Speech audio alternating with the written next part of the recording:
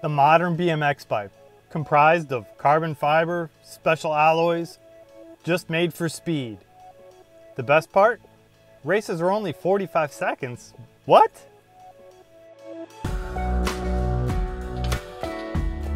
Hey, I'm Bill's Vital Bike Chains. Pretty stormy out there today, which is kind of good because we're going to do some stuff inside to a BMX race bike that probably isn't going to be on the track for a couple of days because of the storms. So we're going to re-wax the chain. I'm going to take you through that process. So most bikes are put together with some adjustment space in the dropouts, but not here. But that's okay because we have a hack.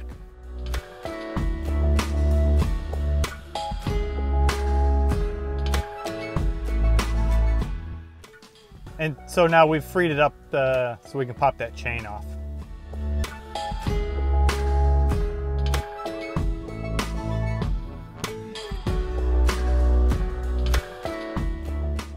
So immediately we step into a controversial topic with chain waxing.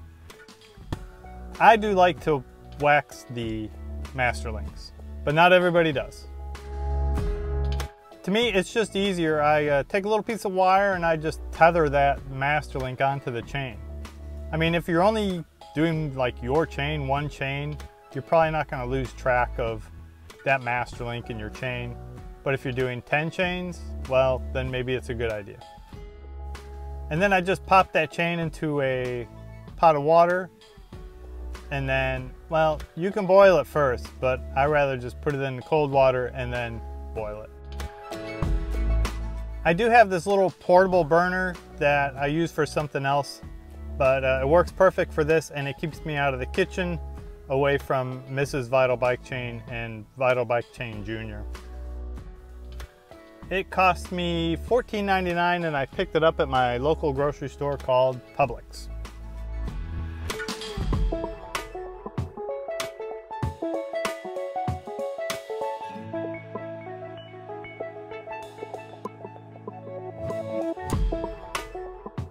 So just set that baby to boil, check on it every once in a while, and you can do this sort of this shake and bake method. Try not to spill water everywhere like I did.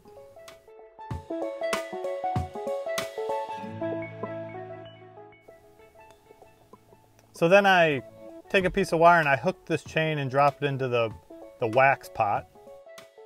And here's a tip for you: when you hook the chain, try and actually hook inside one of the links and not just kind of around the chain, because sometimes when you pick up the chain, it all slides off and hits the floor. And I'm also not using this pot over here. I use that for new chains. It's this pan here, this saucepan, that I've used for chains that have already been waxed and used.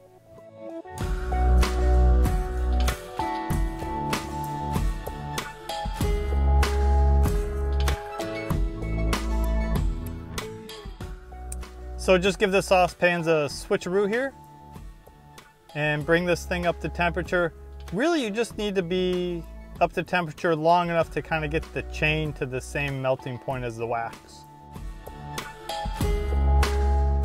And now's the perfect time to take a couple of notes. Generally, I write down 3 pieces of information, like whose chain this is.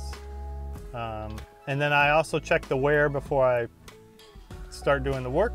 And then finally, I write the date. You can write lots of other things like, I don't know, maybe the mileage of the chain and what conditions or races it's been through. And every so often give it the old Jiffy Pop or shake and bake method. Or if you do have a piece of wire connected to your chain, you can take that and sort of swish the chain around. You can see the slippery goodness kind of mixing around in this saucepan. And now the next controversial point, the temperature to take out your chain. Some people say just take it out at whatever temperature. I actually try and target the coolest temperature possible. All that's left is to reverse what you did at the beginning.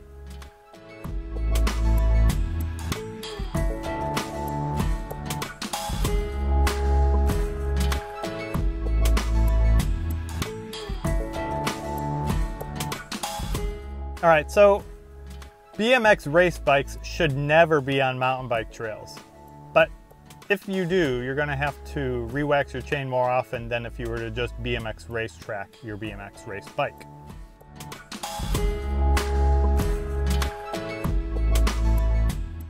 Thanks for joining me today. Happy riding, and I'll catch you next time.